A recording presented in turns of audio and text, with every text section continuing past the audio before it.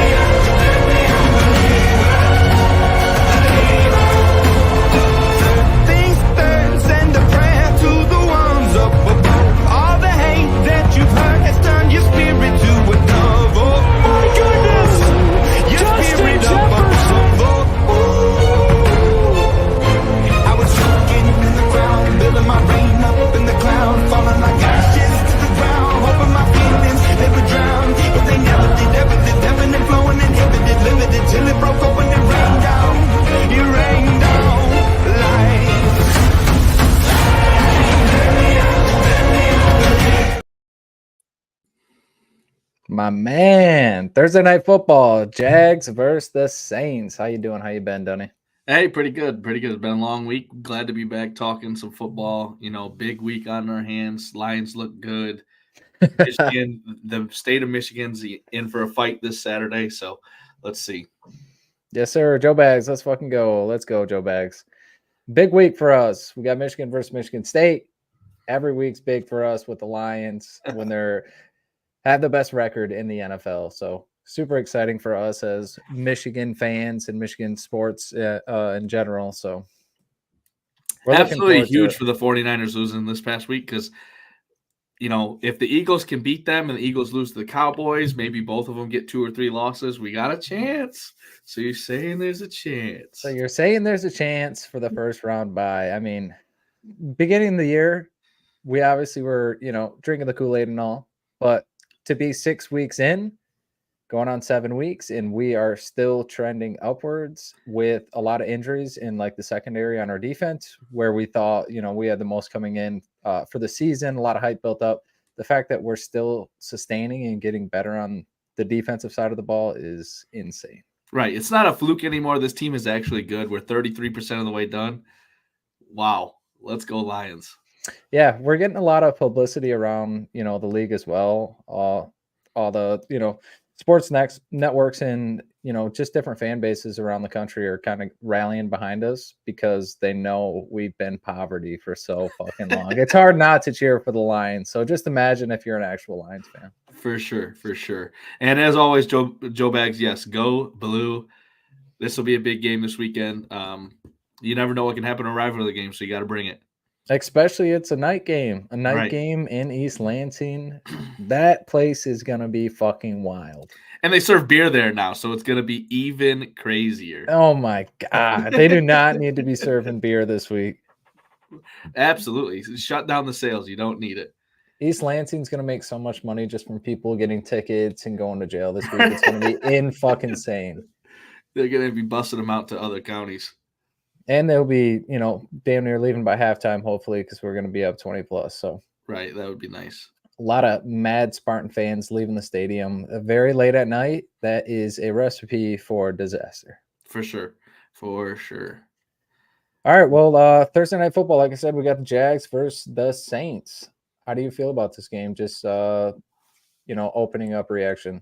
Going to be an ugly football game. We're in for another one of those primetime games that you're like, how the hell did these two teams get put on primetime, right? The Saints, they've kind of been underwhelming so far this season.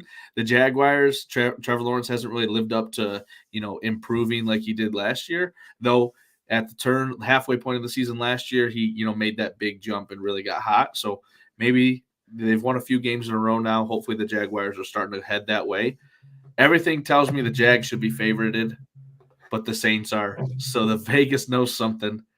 So you take the under 41.5. That's what you do. You'd stay away and you take the under. Hey, we have been preaching about it. Primetime unders. It's a thing. And I feel like Thursdays it hits more than Mondays for some reason. But Thursday night prime times has been snooze fest. Whether it's big blowouts like the Giants letting up 11 sacks, or just like super big blowouts where the spread is covering, but the points are always sailing under. So I wouldn't be surprised if this happens this week as well, but I don't know if I can put any coin on the under this week. For sure. The only fun Thursday night game was the first one, and that's because we got to watch the Lions beat the Chiefs. That's really it. Hey, that's still one of the best weeks. Amen. NFL football I've been able to watch. For sure. Joe Bags, I'm with you. I know the Jags have never won in New Orleans, so if you made me pick a team, I'm picking the Saints tonight. For some reason, I think Derek Carr only turns the ball over once and then doesn't turn it over again. So if he can do that, I think they got a good shot. Yeah, that's pretty ballsy. It is, because he loves to throw it to the other team. I don't know what it is with Saints quarterbacks after Drew Brees left, but they are turnover machines. Well, I mean, they went from Jameis Winston to Derek Carr. So yeah, they just chuck it. For some reason, I'm still back in the Jags. I know they had a short week. I know they're coming from London, but they just might have a little bit more momentum. I just think their offense is better and at a better spot right now. I know like Kamara's back, and things are what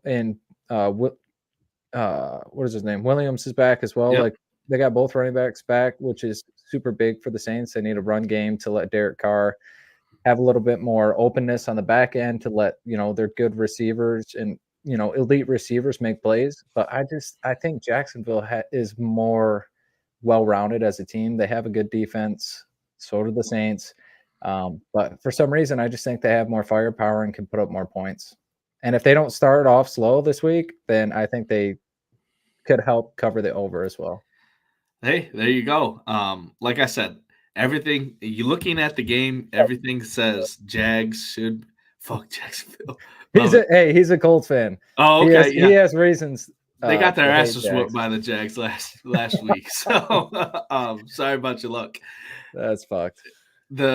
Everything points to the Jaguars should be favorited. They won the 2 games in London. They beat the shit out of the Colts last week. So they're starting to turn things around. But Vegas, again, they know something. Even with Trevor Lawrence saying he's active, he's playing. It is with a knee brace, but he is playing. New Orleans still favored 2.5. Yeah, so I think it's because they have the better defense at the end of the day.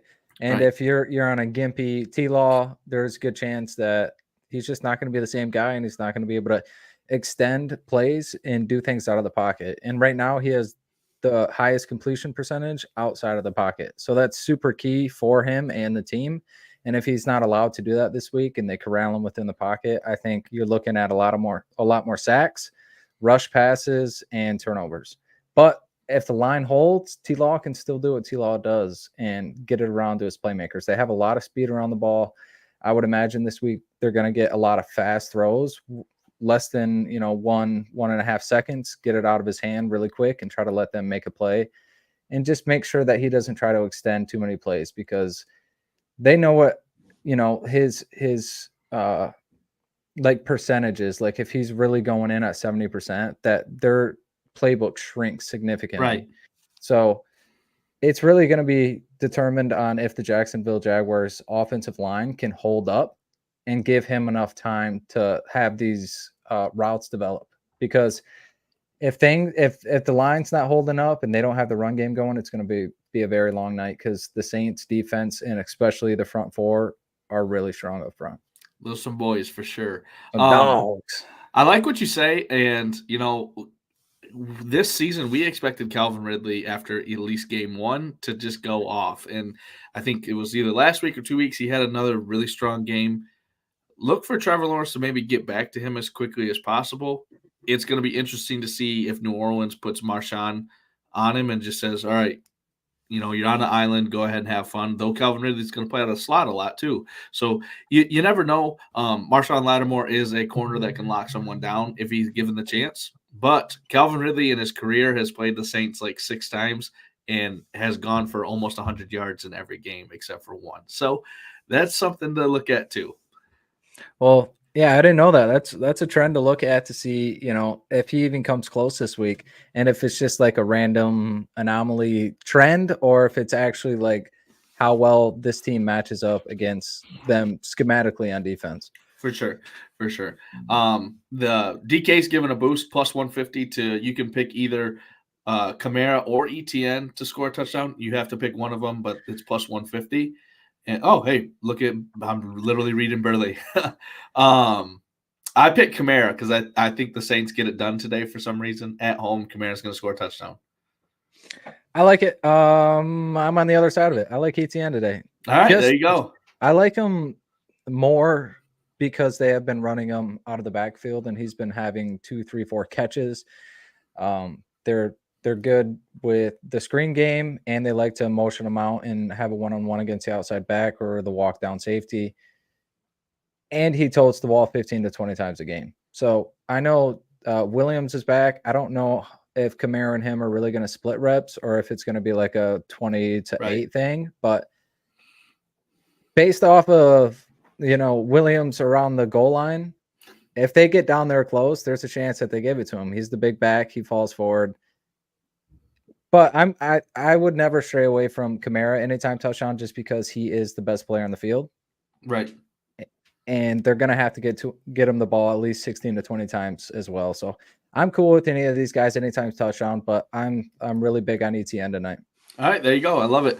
Burley, good strategy. I just hope that both of them score for you, because if neither of them score for you, then you're really fucked. But hopefully both of them score for you. You don't have to worry about it. Yeah, that's a reverse hedge. Right. I hedged, but actually I lost both. So I lost both. The bad hedge. So I also like T-Law at, he's at like 219, 220 right now. There's a spot in this game where they could be down. Right. And if they're down, they're literally just going to throw the ball. There's a chance that T-Law throws it 35 plus times. I know going into this game, one fundamental reason they can win is if their running game is good. So I know going into the first quarter, it might look a little slow if they try to get the run game going. But if New Orleans scores points in the first half and is explosive like they can be, then it's going to force Jacksonville's hand to have to throw the ball a lot more. So I think 220 is not too much to ask for. He's won over 300 a couple times this year. And they like to get the ball out to their playmakers in space. So I like the line at 219.5, and that's dependent on if he plays the whole game and if he's at least 80% healthy. Right. Hey, and that could be, 2 long throws and he's already halfway there, like that's easy for this, how explosive these receivers are. So even a screen pass to ETN could go bust big. So yeah, I wouldn't be surprised if he's sitting around 120 to 150 at half. Yeah. And if they're down, it's, he's going to get a 70 at the end. Going into this year, you wouldn't think that T-Law would ever be at 220.5. No, never. I know he's, coming off the injury and he's probably not 100%, but I feel like anytime you can get T-Law at 220.5 with the amount of receivers and his tight end, worth a unit. Yeah, worth a unit, a sprinkle, whatever you want to do. So that T-Law over 219.5, ETN anytime touchdown in Jags money line. That's the 3-legger for me tonight. It's plus 4. It's plus 490, and that's 20 for 147.50. Nice. I like that. A lot. Nothing too crazy. I think ETN can definitely get pay dirt. T-Law can very easily go over 220, and Jags can get it done. It's going to come down to that front line. What book are you on for that? That's on DK. Okay, are you using your boost at all or anything like that? They offer a 50% boost, so if you haven't used that, look at it because you could get even more Skrilla for that. Okay, yeah, if you do use your boost, then it would be 20 for 300, just about. God damn. 295, but it's going to be dependent on Jags money line. I think sure. ETN's going to get a tutty. For sure. Some leg or some solo bets that I have going tonight. Derek Carr, Ray Dunn, go ETN. There you go. Let's go, He Ray. has him on his fantasy team, I'm pretty sure. My man. Smart man. Derek Carr to throw a pick. Like I said, I think he throws one. The man looks like he's blindfolded sometimes back there throwing the ball, so you never know. One interception, minus 115. I put a unit on it. Hopefully it hits in the first quarter. We don't have to worry about it anymore. And then I've been doing this every Thursday night game, trying to find one defender that I like to get a sack. So with the Saints, if you're going to pick a D lineman, you got to go with the big man, Cam Jordan. They have his line at a quarter sack. So all he's got to do is get a half sack for you, plus 145. He just got to fall on someone. Right. He's just got to get there. That's all he's got to do. He's just got to fall on someone, get a quarter sack, push, get a half sack, Right. So on the year so far, Cam Jordan only has one sack, and it's 2 half sacks in 2 different games. So, or 1 half sack in 2 different games. So hopefully tonight he just gets it done in the first half. You don't have to worry about it. Trevor Lawrence, trips, and Cam Jordan's the one who touches him down, something like that. That'd be perfect. But free plus 145. I like it. You could say they're probably going to shift the line to him a lot. They're going to chip him a lot. But Cam Jordan shows up in big-time games. He's a big-time player. And look for him to get it done tonight. He's the best defensive player on their team. And T-Law might be hobbling around back there. I think if there's a spot for him to get a sack, he could go for multiple sacks tonight, especially because if they're down, they're going to throw it more. T-Law is not nearly as mobile as he usually is. I think this is the spot for the sack. And I feel like every Thursday you've been banging these out. I've tried. At least the last 3 have been good for you. For sure. I mean, I've been cold as ice lately with the same game parlays, but sacks, I'm doing all right, Hey, it's all good. Green is green, my boy. Absolutely. If you can get some of the troops to come back home, it's a positive day. For sure. I was talking about ETN. PrizePicks has him at 15.0 fantasy score. And I really like that. I like that because he can get 2, 3, 4 catches. Right. Give him a few yards. He is a plus 110 right now to score a touchdown. So he's the number 1 favorite. So the books are, predicting that he'll score. That's free 7 points right there. He's halfway. He gets a couple catches. He's over 10. So 15 for me for ETN is not super low, but it's a play I feel really good about. Is that what a touchdown is for PrizePicks, is 7? Yeah. 7 for a tutty, a couple catches. I would expect him to go for 50 plus tonight. So okay. I'm kind of all over ETN. I think even with T-Law being a little hobbled tonight, that there's a high chance that they check down a lot just to get the ball out of his hands very quick. I think there's a lot of times, even if they're down, they check off. So I like ETN over 2.5 catches. I like his 15 fantasy score. I like his anytime touchdown. So I'm kind of all over it today. There we go. I like that. I like that a lot. I'm before the game starts, I might think about throwing a little something on that. 6 leg same game parlay that I put. I good old drafted up. I don't want to think about it too hard. I think I overanalyze sometimes. So I just said, you know what? We're going to go with what the gut says tonight. We've got 6 legs for plus 625. Use my sweat free bet so you don't have to even worry about it. It's coming back to you if you lose. Saints plus 7. Under 49.5. Derek Carr to throw for 200 yards. Derek Carr over 32.5 pass attempts. Michael Thomas to get 5 catches. And Ridley to get 40 yards. So, like I talked about earlier, Ridley tears up the Saints. At least that's what he's done historically in his career. If Trevor Lawrence is looking at him, he typically gets anywhere from 6 to 10 targets a game. That could be easy sweat-free cash. Michael Thomas, same thing, 6 to 10 targets a game. If it hits his hands, he typically catches the ball. You don't really have to worry about it. Derek Carr, 32.5 pass attempts. Some people probably go, what the hell? Why are we betting that? But he's hit this in every game except for the game he went out in the first half and the game they lost or won or lost 34. They won 34-0 against the Patriots, in which they had like 2 defensive touchdowns. So he didn't really need to throw the ball. Mm-hmm. Last week against Houston, he threw the ball 50 times in a loss. 20-13 loss. He threw it 50 times. So maybe his shoulder is recovering. Maybe they won't throw it as much. That's false. He's throwing the damn ball today. 200 yards, that'll be a piece of cake. under 50 because I really don't think these offenses are going to score touchdowns. I think it's going to be a lot of field goals, if not punts. And then New Orleans +7, just to give you that if they lose, hopefully they lose by a touchdown or less. I like it. This is the Saints back right here, and a little safe Saints back right here. Right. You're thinking the worst thing that, like I said a couple weeks ago, the worst thing that could happen would be in the instance in which they go up and get out ahead, kind of like what they did against the Patriots, and then Derek Carr doesn't have to throw the ball. But I don't see that happening against the Jags. Yeah, I would actually be really surprised if they are leading this entire game, and especially like coming off hot and the Jags not showing up in the first half. So I'm all over this. I think this is going to be a close game. Obviously, the books do too. It's at 2.5. So, I'm not edged. But if the game is close, 32.5 for Derek Carr should literally be free. For sure. And they're showing everyone picking today, the 6 people who picked between Tony, Sherm, Witt, Carissa, Fitz, and David. Everyone has Saints +7 and under 50. So that looks good. It does, but we all know that is cursed as fuck. Well, no, like half of them have the Saints, half of them have the Jags, but it's all within the spread of +7. So if they, okay, I got you. I like it. I like it a lot. I like it as well, especially if we don't think a lot of points are going to get scored. Then that 7, +7 is pretty good, especially for the favorite team. For sure.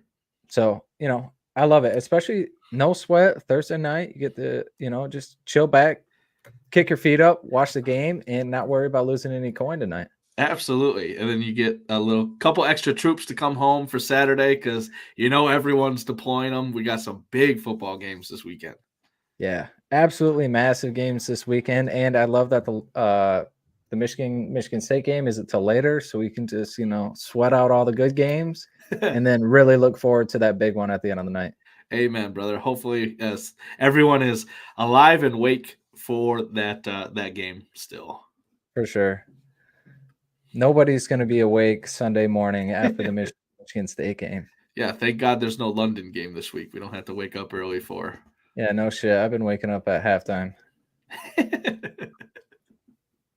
Have you looked forward to the Sundays games for the NFL at all? A little bit. There's a couple of things that I was looking to take if you get the chance to. They don't have Kareem. No, not Kareem. Good Lord. Kenneth Walker's rush line out yet, but it's been hovering between anywhere from 58 to 65. If it even goes to low 70s, I think against Arizona he's going to get that. He's been getting like 17 plus carries a game, and Arizona struggles to stop anyone on the ground. So I'll be looking to take Kenneth Walker over his rush yards. Another one that I really liked was Aaron Jones. If you believe that he's back and healthy now, take over 54.5 rush yards. They don't even have A.J. Dillon listed, so he might not be playing. Denver is porous for rush defense. So over 54.5, it could happen real quick for Aaron Jones on Sunday. And then I was looking at Jake Moody +100 for over 1.5 field goals. That's redemption game. That's for the Monday night game. He's playing in Minnesota, so he's going to be in a dome. He doesn't have to worry about the weather. All he's got to do is go and kick field goals. And that is what that kid did in college. Look for him to bounce back in a big way after the 2 abysmal misses that he had last week. For sure. I like that spot too because their offense have lost a few key components. So they get into the red zone or minus territory. There's a good chance that, they are a little bit slow on third downs and, getting into the red zone or getting into the end zone. So 1.5 for Moody. He's been doing it, pretty much all year until he missed 2. So right. I'm right there with you. I would expect a big bounce back game from him. He's a great kicker. Shit happens sometimes. Absolutely. You're correct. When he did miss in Michigan, which wasn't very often, he typically, was money on the next one. Puka Nacua over 4.5 catches. Right now it's -160, which obviously you got to pay a little bit of juice, but the dude still gets 8 to 10 targets a game, even with Cooper Kupp back. 5 catches is nothing. He had this line and then dropped the damn touchdown pass last week. But hey, It's okay. I think Puka gets it going against the Steelers because they'll be looking at Cooper Kupp quite a bit. And then the last one is Devontae Adams to go off against Chicago this week, especially with what he just tweeted today. Did you see that? What was it? Like the guy like saying like he needs to be more involved, whatever, and he said like thank you or whatever. Right. So Devontae Adams had a interview today that he basically was just saying how he loves to be a part of like winning culture football, and that the Raiders aren't doing that right now. And if they're going to do that, it's because Devontae needs to get the ball. And Devontae retweeted it and said, "Simple, thank you, brother." There it is right there. My takeaway from Devontae Adams' comments today: values winning above all else, but knows the Raiders can't win at the level he wants without the offense being significantly better. For the offense to be that, he needs to get the ball more. It's fairly simple. He quoted it and said, "Simple. Thank you, brother." Yeah, I would imagine he's going to get a lot of targets. And if he doesn't, look for him not to be playing the next few weeks because they're going to try and trade his ass. I called it. He's going to the Jets. Aaron Rodgers is defying all science and is going to be back after Thanksgiving. It's just ridiculous. I think Aaron's been hitting them stem cells once or twice a week, you know? You might have to get a piss test because I think he's been hitting the steroids too if he's healing that quickly. Hey, we'll take it. The Jets will take it too. They actually this week got a huge win over San Fran. No, they beat the Eagles. Oh, they beat the Eagles. Yeah, I'm tripping. Yeah. Still, another undefeated team goes down. Right. Who do you think looks worse in that loss? The Niners or the Eagles for the losses that they had this week? I'm going to say the Eagles simply because the Niners had injuries. Pretty big injuries, but to me, they're almost the same. But the Niners lost to a backup quarterback. The Niners lost to PJ Walker. The Niners lost to a backup quarterback. Right. That's what PJ Walker does, though. He shows up and beats people that he's not supposed to have anything to do with. We kind of talked about how the dude who made the line San Fran -3.5 needs to get fired. Well, that dude needs to get a pay raise. Yeah, he's getting a raise. Right. He was money with that. The books raked this weekend, and they took a lot of troops home. That's for sure. Fuck yeah.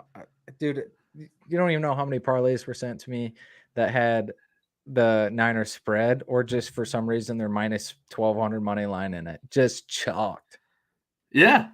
I mean, the Eagles and the Niners money line had to have been using so many teasers because both of them were under, 8-point spreads, and Vegas just took all the money. For sure.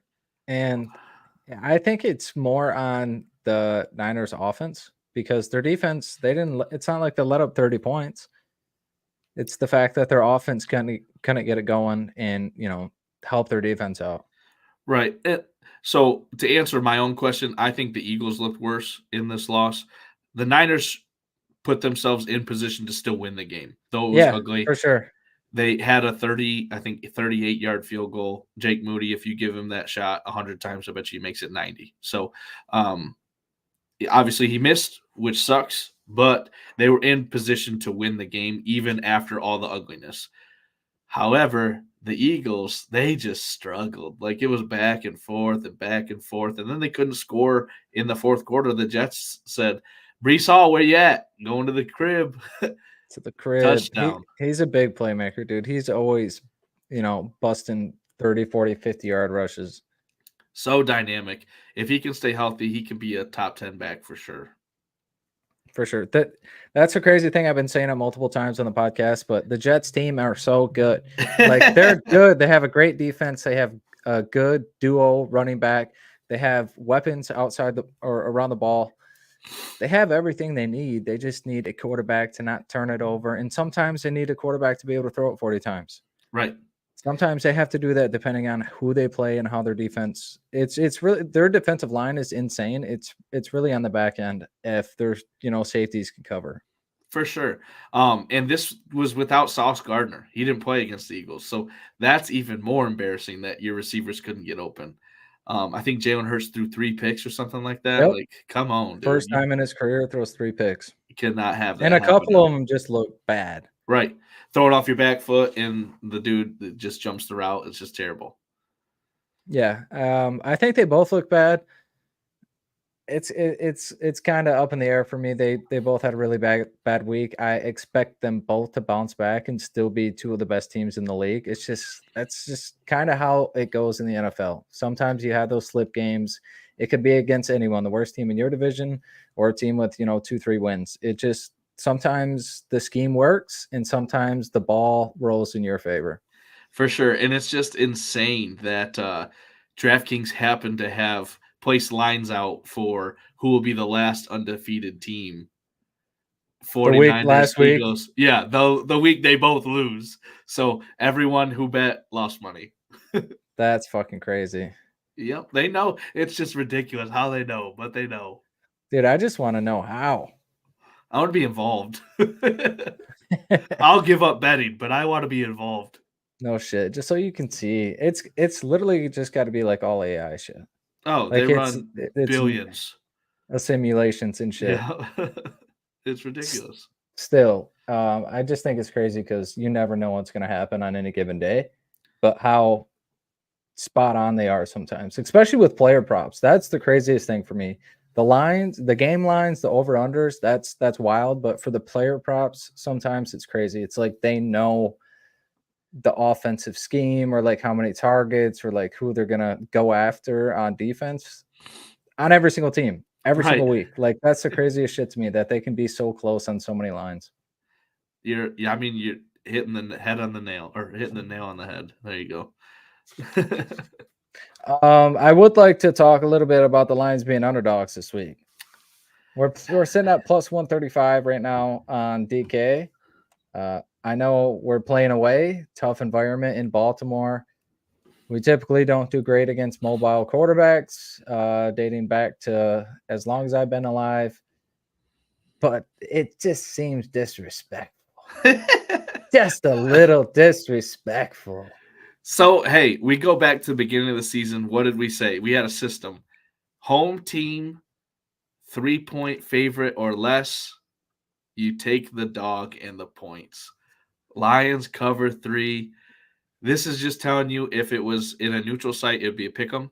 And if Detroit was at home, they would be, a 3-point favorite as well. So, right.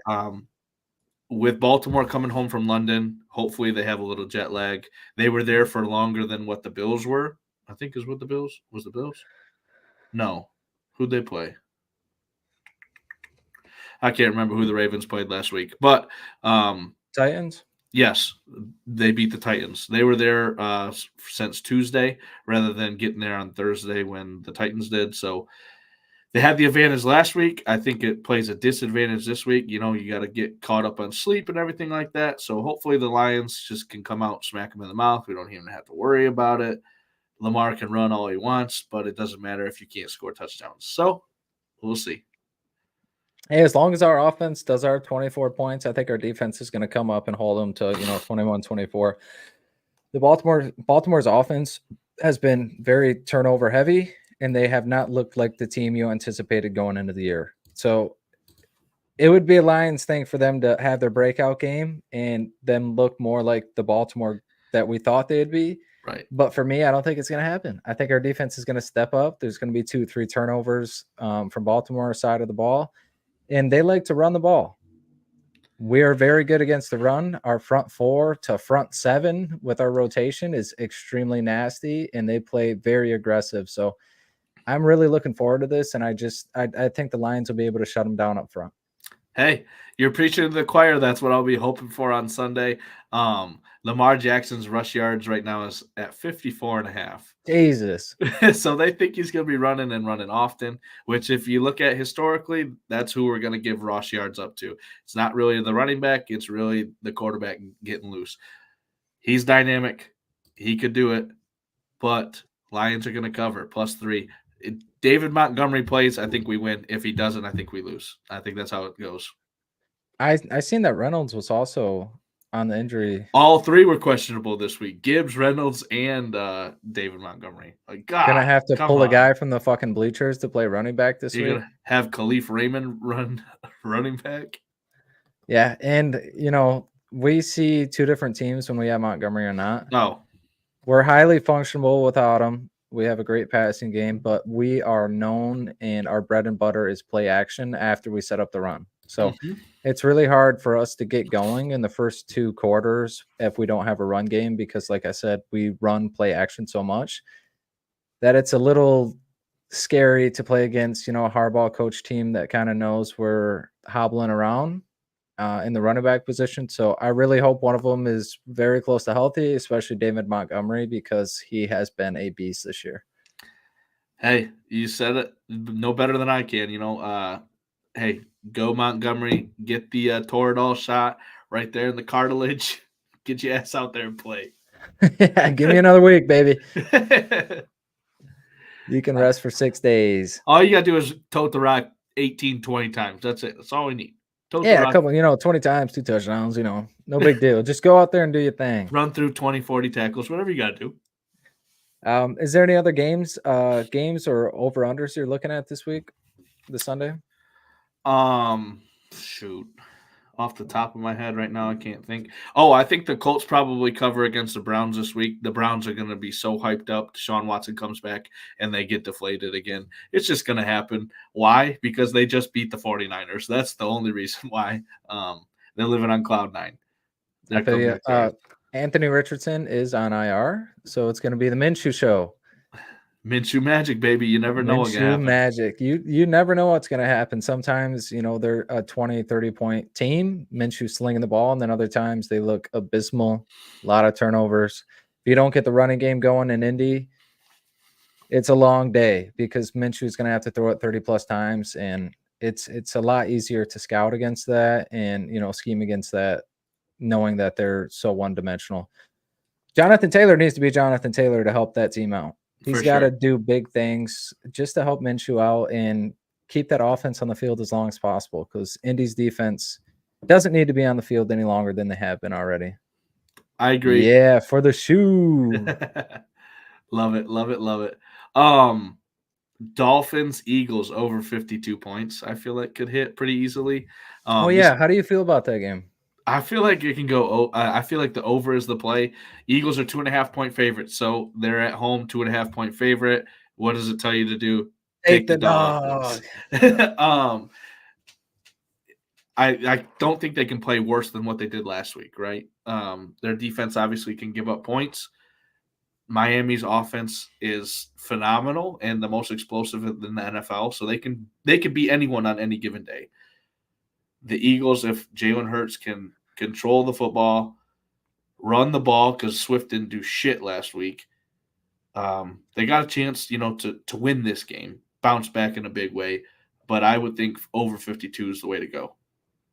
I would like to know if Big Play Slay is back because he wasn't there last week, and Jalen Carter was also not playing last week. So those two are big factors for that defense. It definitely isn't the reason why they lost. Their offense couldn't put up enough points last week. But if you get Big Play Slay in the secondary and one of the best, if not the best, defensive linemen currently, the game is a little bit different. I mean, you're right. You're 100% correct. Just a little bit different, but I don't think Philly's offense right now is keeping up with Miami. If Miami plays, their top game. But at the end of the day, turnovers, the ball doesn't, bounce your way. Shit like that can happen. But if it's going to be a 50-plus point game, I'm back in Miami. Yeah, I mean, I would assume both offenses are going to for sure score in the 20s. Score at least 3 times. Are they going to both score 4 times? And that's what it comes down to. Or is one of them going to score 5 times? If you think they will, then yeah, take the over 52. If you don't think they're gonna, okay, stick on the underside because 52 is a lot of points. Does Sparty even score this weekend from Ray? Yeah, they might kick a couple field goals here and there. I don't know. I'm one of the fans that don't like to count the win before it happens because This game is weird. It doesn't matter if State's better and Michigan's on a down year, Michigan's better, State's on a down year. When they play, shit gets weird. There's a lot of, crazy plays that happen and just random shit that happens that you think you'll never see in any other Michigan game. So I think Sparty's offense is going to be a little better than they have been. Their defense was abysmal in that fourth quarter last week. They have to bounce back a little bit, right? The defense got to do a little. I think Michigan's still going to put up 40 points, but I think Sparty can, still get a couple touchdowns. Truthfully, I one of my patients today is a Sparty, and she, for her work, had to guess the score for like a little pool. She guessed 66-3. That's how much faith a Sparty has in Spartans. Well, they got a bad taste in their mouth after they lost that last game. Right. And they're just on a bad streak right now. Everything is bad in East Lansing currently. Just from coaching to the performances on the field. They're down. It's tough to see, but like I said, anything goes in this game, especially night game and MSU. They feel like they have momentum for zero reason. That's how Sparty always plays. They always play with a chip on their shoulder. Sometimes it pisses me off being a Michigan fan because it seems like they want it more than us sometimes. Right. Just from like the emotion standpoint. And shit gets weird. I can't count any chickens before, they hatch. Right. And truthfully, that's does Sparty score? That's how I felt last year going into the game. And they came out and Keon Coleman, boom, touchdown right in the first quarter. So that obviously screwed a lot of bets for me last year. I won't let it happen again this year because I'm not going to take the first quarter spread. But I do think Sparty, struggles to score. I think we maybe hit 6 or 7 tutties, and I think we give up under 10. 7 I mean, 7 tutties is 49 points. 6 tutties is 42. So, it's doable. Even if we get a turnover or two, it can happen. Yeah, I could see like a 42-13. 2 field goals and a tutty from Sparty. 42 to 49 points for us. That's if I'm trying to be realistic. That's a perfect world, right? Like we would love that for sure. Truthfully, for me to be happy with the game on Saturday, Michigan needs to be up two scores going into the fourth, and no one needs to get hurt. Because if we're playing a close game against Michigan State and someone gets hurt because they're still in, I'm going to get pissed because this is a team we should blow out. For sure. I feel you. I mean, I think any Michigan fan should be thinking the same way. For me, we win by 10, nobody gets hurt. I don't care. Or we could win by 1 point, nobody gets hurt. On to the next game. I really don't care. Right. As long as it says W and everyone's playing next week, we're good. I'm not betting this game spread. I'm not betting the over. I'm going to sit down, make a Capicola, and just enjoy this ass whooping. Little Capicola. Just enjoy the ass whooping. I'm just trying to, soak up this year with Michigan being good again and the Lions being better than they've ever been through 6 weeks of my life. Every weekend life is good. Every weekend is a full fun weekend for football. For sure. The 3 Fs, full fun football. Good shit, boys. Keep up the good work. I'll have to watch this game. Yes, sir. Appreciate you, Mike. Have a good night, man. Thank you for stopping by and hanging out with us. Absolutely. Thank you for bringing in the Colts love. Go the Colts vibes. We got a little onesie for Harlow with the Colts. Just nice. So Papa can hang out and watch the Colts game with her. That's awesome. He said that we're gonna drop her off, and he's gonna drop her back off in like a Michigan State outfit, like a cheerleading outfit, shit every single time. Damn. Said you ain't shit. You ain't shit for that. I'm taking that off immediately, and we're throwing it in the fire. I do have a little juicy 5-gamer. All right, let's hear it. Go Blue. Lions winning by 30. If not, I'm fighting Burley. All right, so we already talked about the Lions plus 135 against the Ravens. Yeah, I like the Browns this week. Okay, I like the Browns versus the Colts. They're at minus 145. I'm not going to touch the spread. I don't think PJ Walker is going to do what he did before, but if that defense can do what they did or simulate that whatsoever against a backup quarterback and a ragtag group of receivers, they're going to have to stop the run. True. What do the Cleveland Browns have? They have a great front four. So if they can stop the ground game up front and force Minshew to throw it 30 times and win through the air, I think the Browns have the advantage even in Indianapolis. Like the Raiders against the Bears, I think the Bears quarterback is equal to Nathan Peterman or Nathaniel Peterman or whatever. Peterman, yep. Yeah, so I have a negative faith in the Bears. And that's only for minus 165. We talked about Devontae pretty much pleading to get the ball. I think the Raiders offensively are going to target him a lot, and I think they're going to probably get it going against the Bears. For sure. I think they can put up 20, 30 points and beat the Bears pretty easily, and that's with the Bears playing a clean game, not 3 turnovers. If they have all these turnovers, the Bears have 0 chance. And getting it at minus 165 is super fair to me. Definitely. On to the Bills. This is a little chalky. Bills and Josh Allen have been absolutely tearing up the Patriots the last 3-4 years. Josh Allen looks like a stud. His QBR rating is one of the best against the Patriots. They're minus 420. Just take the Bills. The last one is Seattle versus the Cardinals. Another chalky, minus 385. I think the Cardinals, their little hype is over. Everyone's going to force Dobbs to throw it 30 times and win the game over the air. Make sure that Connor doesn't, tear him up and control the clock. That's basically the only reason the Cardinals been staying in the game. They have a good running attack, and they've been able to control the clock. So that is my 5 teams: Lions, Browns, Raiders, Bills, Seattle. That is 25 for 250. Hey, I like it. Couple chalky plays, a couple coin flips with the Browns and Colts and Raiders and Bears, but the hometown dog. The hometown dogs and getting the lines at plus money, I like it. I can't pick it apart.